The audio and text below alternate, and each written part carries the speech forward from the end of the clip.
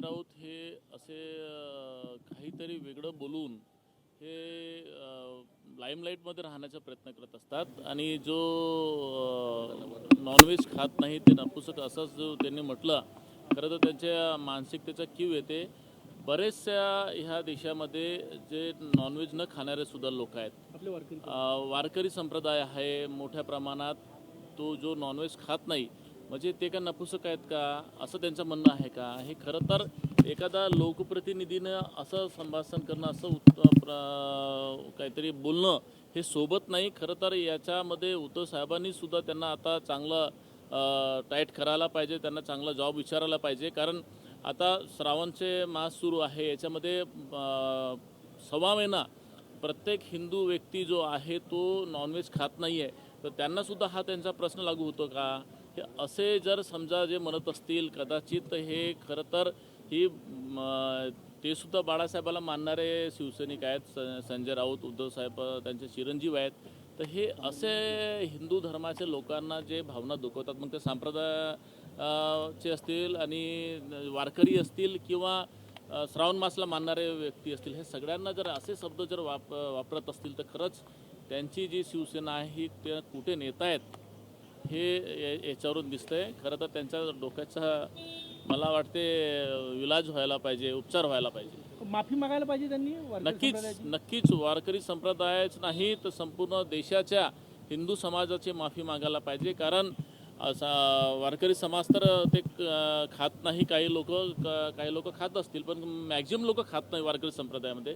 परंतु आता श्रावण मास सुरू आहे, याच्यामध्ये प्रत्येक मोठ्या प्रमाणात हिंदू, आम्ही सुद्धा नॉनव्हेज 6 महिन्यापासून आम्ही बंद केलेला आहे. तर ते काय तो आम्हाला म्हणतायत का हे?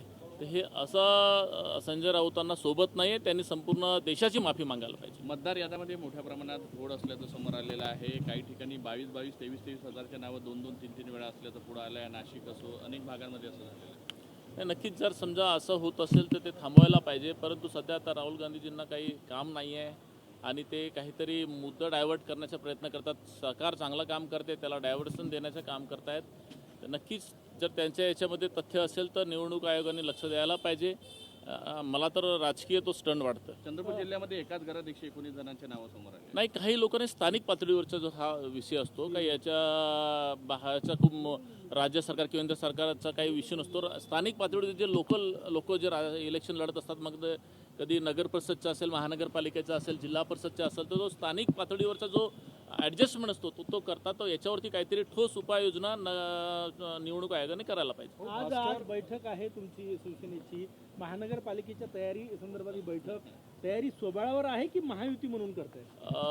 प्रत्येक पक्ष स्वतःचीच तयारी करत असतो आणि जेव्हा मग तो निर्णय होतो महायुतीचा, मग तो प्रत्येक कार्यकर्त्याला मान्य असते. परंतु प्रत्येक पक्ष आपली पक्षाची ताकद तपासायचं काम करत असते. आणि आम्ही सुद्धा शिवसेना आम्ही पूर्वी माझ्याकडे जेव्हा जबाबदारी दिलेली आहे 3 महिन्यापासून, तर आम्ही प्रत्येक जिल्हा परिषद असेल, नगरपालिका असेल, महानगरपालिका असेल, फक्त नागपूर वगळून बाकी ठिकाणी आम्ही तशी बांधणीसुद्धा केलेली आहे. जिल्हा प्रमुख त्या पद्धतीने आम्ही बनवलेले आहे. तर नक्कीच आमचा प्रयत्न राहील की आमचा पक्ष कसं मोठं करता येईल, त्यासाठी आमचं जो नियोजन आहे. भास्कर जाधवांनी एक स्टेटस ठेवलेला आहे का, पिक्चरचा तो व्हिडिओ आहे, त्यामध्ये शिवाजी महाराजांचं आरमार पेशव्यांनी इंग्रजांसोबत मिळून बुडवलं असा उल्लेख केलेला. त्यामुळे कुठेतरी तेढ निर्माण होण्याची आता या मी काही ते बघितलं नाही. त्याच्यामध्ये तो मी जेव्हा बघितलंच नाही, त्याच्यावर भाष्य करणं मला तरी संयुक्त वाटत नाही.